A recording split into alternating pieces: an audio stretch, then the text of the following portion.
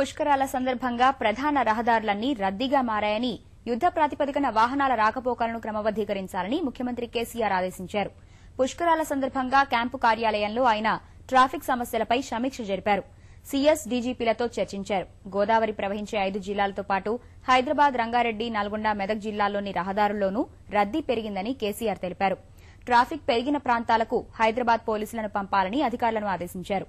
పుణ్యస్నానాలకు వెళ్లే భక్తులను ప్రత్యామ్నాయ రహదారుల ద్వారా ఘాట్లకు చేర్చాలని కోరారు.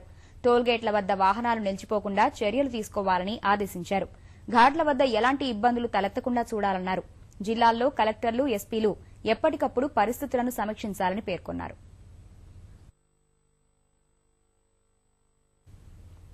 వరుస సెలవులతో రాష్ట్రంలో పుష్కర సంరంభం తారాస్థాయికి చేరింది.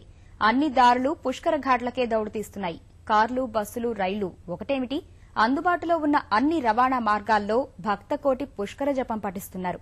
దీంతో ఆయా ఘాట్లకు వెళ్లే రహదారులపై మునుపెన్నడూ లేని విధంగా వాహనాల రద్దీ విపరీతంగా పెరిగింది. కిలోమీటర్ల మేర ట్రాఫిక్ స్తంభించడంతో వాహనాల్లో భక్తులు నానా ఇక్కట్లు పడుతున్నారు. గోదావరి పుష్కరాలు కీలక ఘట్టానికి చేరుకున్నాయి. 3 రోజుల పాటు సెలవులు రావడంతో చిన్న పెద్ద తేడా లేకుండా అంతా పవిత్ర స్నానాల కోసం పుష్కర ఘాట్లకు పయనమవుతున్నారు. బస్టాండ్లు, రైల్వే స్టేషన్లు జనంతో కిటకిటలాడుతున్నాయి. దీని ప్రభావం ఘాట్లపైనే కాకుండా రహదారులపైన విపరీతంగా పడింది.